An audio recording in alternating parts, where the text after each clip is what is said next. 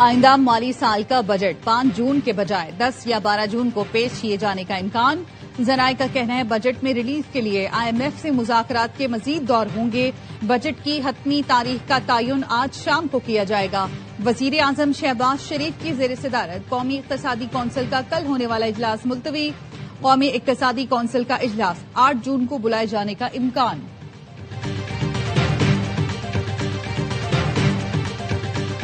سیرا سے شروع کی کوٹ تک تو بڑی اچھی بن گئی ہے، لیکن وہ بننی تھی یہاں گلگت تک۔ گلگت سے آگے اس نے جانا تھا خنجرات۔ میں کسی پارٹی کے خلاف نہیں بولنا چاہتا، لیکن اپنے اس علاقے کو کیوں اتنا اگنور کیا؟ کیا وجہ؟ آپ کی توجہ کن چیزوں پہ رہی ہے؟ میرا دل روتا ہے، پیسہ جو آپ پہ لگنا چاہیے تھا کیوں نہیں لگایا گیا؟ ووٹ ملے یا نہ ملے، گلگت بلتستان میں کام پھر بھی کروں گا۔ مانسہرہ سے شروع ہونے والی سڑک گلگت اور خنجراب تک بننا تھی، وہ کیوں نہیں بنی؟ کسی پارٹی کو برا بھلا نہیں کہنا چاہتا، لیکن کام کیوں نہیں ہوا؟ میں کسی پر تنقید یا برائی کر کے نہیں بلکہ کارکردگی کی بنیاد پر ووٹ مانگتا ہوں۔ صدر مسلم لیگ نون نواز شریف کا گلگت بلتستان میں انتخابی جلسے سے خطاب۔ کہا پنجاب میں الیکٹرک بسیں چلتی ہیں تو یہاں بھی چلنی چاہیے۔ شہباز شریف سے بات کر کے الیکٹرک بسیں بھجواؤں گا۔ اگر ہماری حکومت بنی تو ہر دوسرے مہینے یہاں آیا کروں گا۔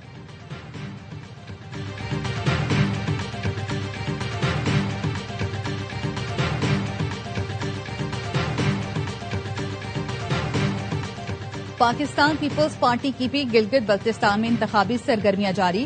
خاتون اول آصفہ بھٹو زرداری انتخابی مہم میں شرکت کے لیے اسکردو پہنچ گئیں۔ گورنر گلگت بلتستان سید مہدی شاہ نے استقبال کیا۔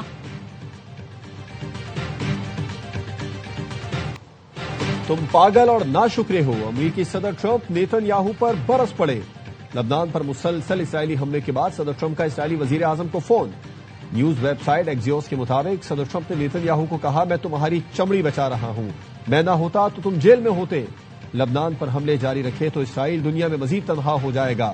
گفتگو کے دوران صدر ٹرمپ ایک بار پھر سخت طیش میں آئے، چیخ کر کہا تم کیا احمقانہ کام کر رہے ہو؟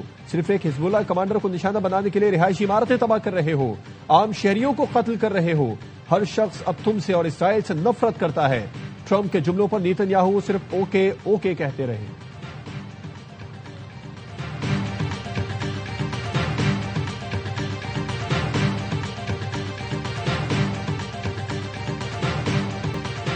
ایران کے ساتھ جنگ بندی اور آبنائے ہرمز کھولنے سے متعلق اگلے ہفتے تک معاہدہ طے پا جائے گا۔ امریکی صدر ٹرمپ پر امید، کہا گزشتہ روز ایک چھوٹی سی رکاوٹ پیدا ہوئی تھی جسے جلد ہی دور کر لیا گیا۔ ایران کے ساتھ امن معاہدہ کسی فوجی کامیابی سے بھی زیادہ اہم ثابت ہو سکتا ہے۔ پیغامات کی معطلی کا مطلب ہرگز یہ نہیں کہ امریکہ پھر سے فوجی کارروائیاں شروع کرے۔ نیتن یاہو نے یقین دہانی کرائی ہے کہ اسرائیل کوئی فوج بیروت نہیں بھیجے گا۔ جو فوجی دستے پہلے روانہ ہو چکے تھے انہیں واپس بلا لیا گیا۔ اسرائیل حزب اللہ پر حملہ نہیں کرے گا اور حزب اللہ بھی اسرائیل پر کوئی حملہ نہیں کرے گی۔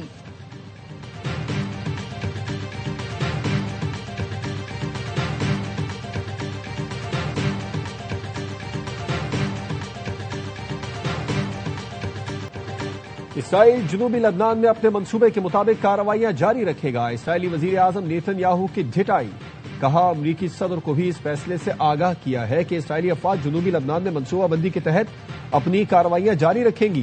اگر حزب اللہ نے حملے بند نہ کیے تو اسرائیل بیروت میں موجود اہداف کو نشانہ بنائے گا۔ اسرائیلی انتہا پسند وزیر اتمار بن گویر نے وزیر اعظم نیتن یاہو سے کہا کہ وہ صدر ٹرمپ کی جنگ بندی کی اپیل مسترد کر دیں۔ اب نہ کہنے کا وقت آ گیا ہے۔ اسرائیل کو حزب اللہ کے خلاف جنگ جاری رکھنی چاہیے۔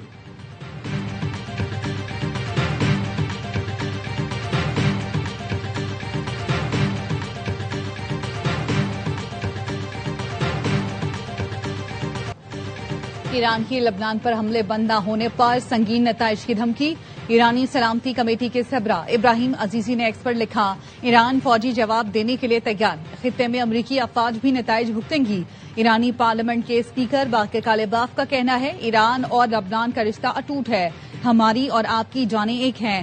لبنانی پارلیمنٹ کے اسپیکر سے فون پر گفتگو میں کہا اسرائیلی جرائم جاری رہے تو مذاکرات روک کر صہیونی حکومت کے سامنے کھڑے ہوں گے۔ ایران اور امریکہ میں جنگ کے خاتمے کا معاہدہ ہوا تو لبنان سمیت تمام محاذوں پر حملے بند کیے جائیں گے۔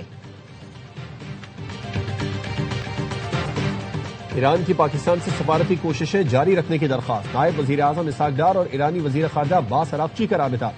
ترجمان دفتر خارجہ نے بتایا کہ اسحاق ڈار نے موجودہ صورتحال پر پاکستان کی گہری تشویش سے آگاہ کیا، جنگ بندی برقرار رکھنے اور مفاہمت کو محفوظ بنانے کی اہمیت پر زور دیا۔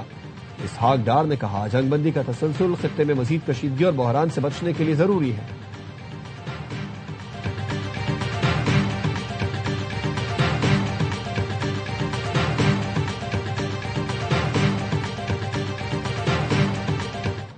All these reckless Israeli actions, condemnable as they are, and which violate Lebanon's sovereignty and territorial integrity, constitute a flagrant breach of international law.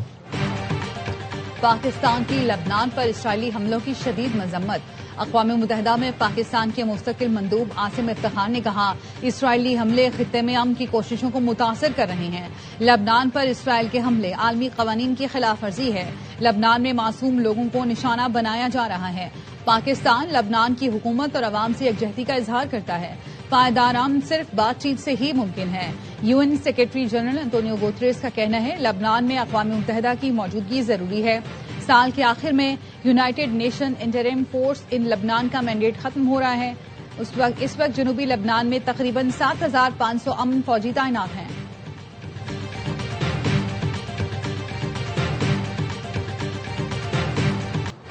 Europe کی سب سے بڑی دفاعی نمائش میں اسرائیل کی شرکت پر پابندی۔ فرانس نے فیصلے سے اسرائیلی وزارت دفاع کو آگاہ کر دیا۔ اسلحہ نمائش یورو ساٹوری رواں ماہ کے آخر میں پیرس میں ہوگی۔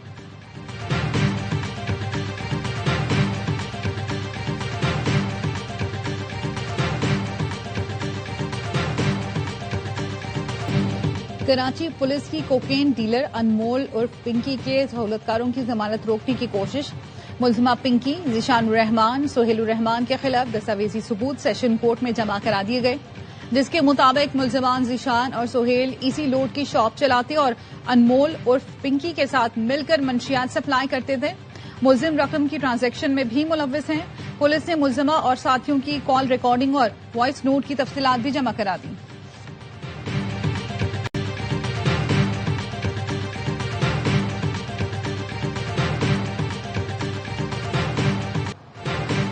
کراچی میں گلستان جوہر سے منشیات فروش شیریں عرف شرینہ 2 بیٹیوں سمیت گرفتار۔ پولیس کا کہنا ہے کہ ملزمہ ہیروئن، چرس اور دیگر منشیات کا دھندا کرتی ہے۔ درجنوں مقدمات میں نامزد ہے۔ ماضی میں سہراب گوٹ کا سب سے بڑا منشیات کا اڈا چلاتی تھی۔ 2 سال پہلے جیل سے رہا ہوئی۔ پولیس چھاپوں کے بعد گلستان جوہر شفٹ ہو گئی تھی۔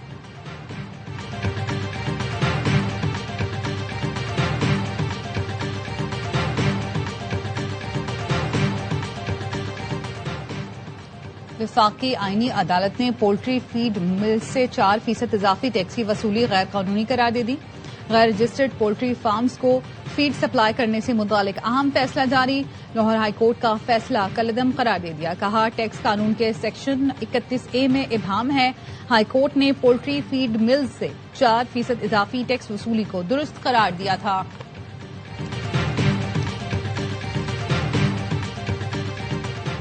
وفاقی وزارتوں اور ڈویژنز کے ترقیاتی منصوبوں کے لیے 754 ارب سے زائد مختص۔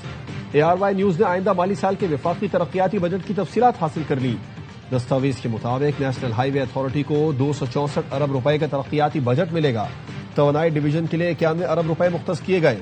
آبی وسائل ڈویژن کو 189 ارب روپے دیے جائیں گے۔ ارکان پارلیمنٹ کی ترقیاتی اسکیموں کے لیے 72 ارب روپے مختص کرنے کی تجویز۔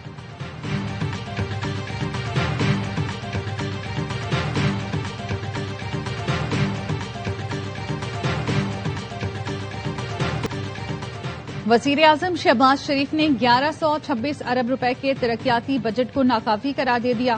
وفاقی ترقیاتی بجٹ میں مزید 200 ارب روپے اضافے کی ہدایت۔ ذرائع کا کہنا ہے وزارت خزانہ اور وزارت منصوبہ بندی نے 200 ارب کے ترقیاتی فنڈز کے لیے کوششیں تیز کر دی۔ وزارت خزانہ اور فیڈرل بورڈ آف ریونیو کو بھی مزید 200 ارب روپے کی ٹیکس وصولی بڑھانے کی ہدایت۔ وزارت خزانہ اور FBR نے ٹیکس ہدف 15,264 سے بڑھا کر 15,464 ارب کرنے کی تجویز سے معذرت کر لی۔ مختلف مالیاتی اقدامات کے ذریعے 200 ارب کی ایڈجسٹمنٹ کی کوششیں کی جائیں گی۔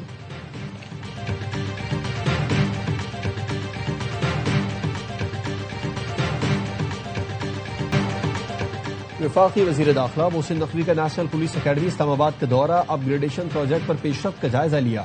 ایلیٹ اسکول کی فائرنگ رینج اور باؤنڈری وال کو 2 ماہ میں مکمل کرنے کا ٹاسک۔ نیشنل پولیس اکیڈمی کو مرحلہ وار سولر انرجی پر منتقل کرنے کا فیصلہ کر لیا گیا۔ تمام کلاس رومز کو جدید آئی ٹی سہولیات سے لیس کرنے کی ہدایت۔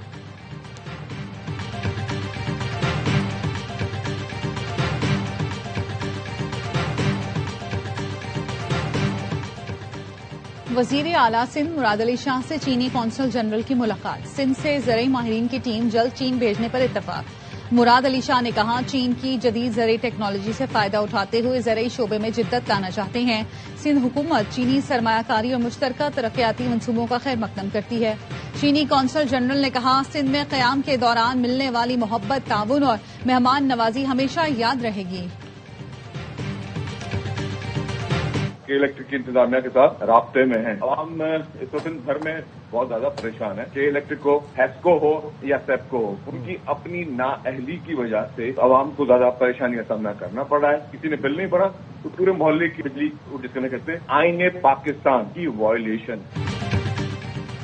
سندھ بھر کے عوام بجلی کی لوڈ شیڈنگ سے پریشان۔ کہ الیکٹرک، ہیسکو اور پیپکو کی نااہلی کی وجہ سے لوگوں کو مشکلات کا سامنا ہے۔ سینئر صوبائی وزیر شرجیل میمن کہتے ہیں لائن لاسز پر پورے علاقے کی بجلی بند کر دی جاتی ہے۔ اجتماعی سزا آئین کی خلاف ورزی ہے۔ حکومت کی ذمہ داری ہے کہ بجلی کمپنیز کو پابند کرے۔ بجلی کمپنیاں منافع کما رہی ہیں تو انفراسٹرکچر پر بھی خرچ کریں۔ سندھ کو 20% پانی کی کمی کا سامنا ہے۔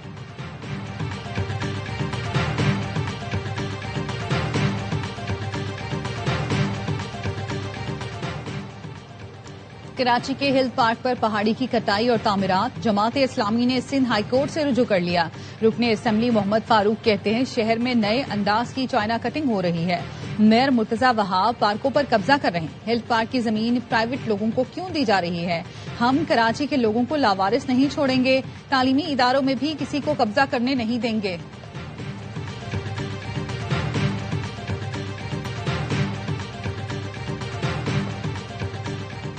وفاقی حکومت نے دواؤں کے پیکٹ پر بار کوڈ لگانے کی منظوری دے دی۔ صارفین بار کوڈ سے دوا کی تصدیق کر سکیں گے۔ وزیر صحت مصطفیٰ کمال کہتے ہیں یہ ملک سے جعلی ادویات کے خاتمے کی جانب تاریخی قدم ہے۔ بار کوڈ کے ذریعے غیر معیاری ادویات کا خاتمہ ممکن ہوگا۔ ڈرگ ریگولیٹری اتھارٹی جدید نظام کو ملک بھر میں نافذ کرے گی۔ دوا ساز کمپنیز اور درآمد کنندگان کے لیے بار کوڈ کا نفاذ لازم ہوگا۔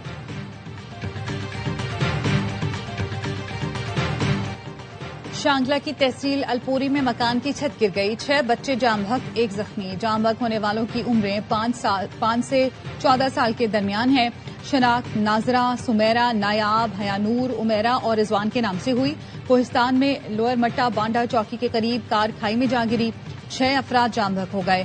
کار میں سوار افراد گلگت سے راولپنڈی جا رہے تھے۔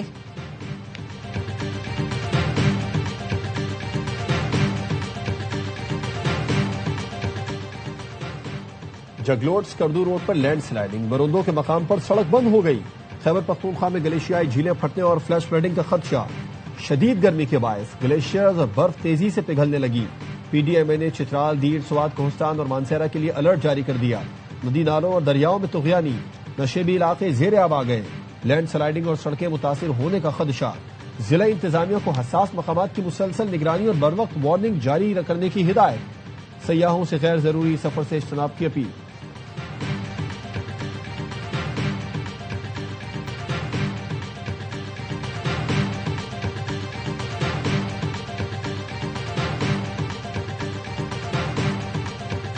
سونے اور چاندی کی قیمتوں میں اضافہ، فی تولہ سونا 4,600 روپے بڑھ کر 4,76,362 روپے کا ہو گیا۔ بین الاقوامی مارکیٹ میں فی اون سونے کی قیمت $46 اضافے سے $4,540 ہو گئی۔ پاکستان میں فی تولہ چاندی 94 روپے اضافے کے ساتھ 8,153 روپے میں فروخت ہو رہی ہے۔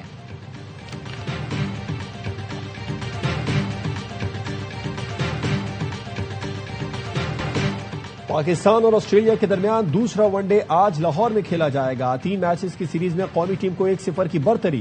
پاکستان ہاکی ٹیم کے کھلاڑی اور کوچنگ اسٹاف بھی میچ دیکھنے قذافی اسٹیڈیم جائیں گے۔ قومی ہاکی ٹیم پرو لیگ کی تیاریوں میں مصروف ہے۔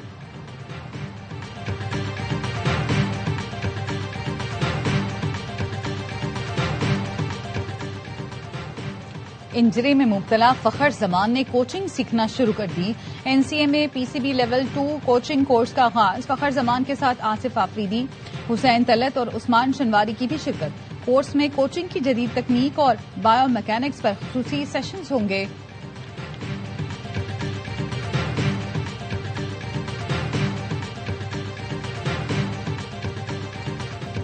فرینچ اوپن میں عالمی نمبر 1 آریانا سبالینکا کی ٹائٹل کی طرف پیش قدمی. کوارٹر فائنل میں جگہ بنا لی. پری کوارٹر فائنل میں جاپان کی ناؤمی اوساکا کو بآسانی شکست دی. سبالینکا نے کورٹ میں جیت کا جشن منایا. پوسٹ میچ انٹرویو میں رقص کر کے شائقین کو محظوظ کیا. اور ٹی وی, تھیٹر اور فلم کے معروف مزاحیہ اداکار محمد رفیع خاور عرف ننا کو مداحوں سے بچھڑے 40 برس بیت گئے. انہیں پی ٹی وی کی سیریز الف نون سے غیر معمولی شہرت ملی. فلموں میں بھی کئی کرداروں کو امر کیا. مداحوں کو ننا کی بے ساختہ اداکاری ہمیشہ یاد رہے گی.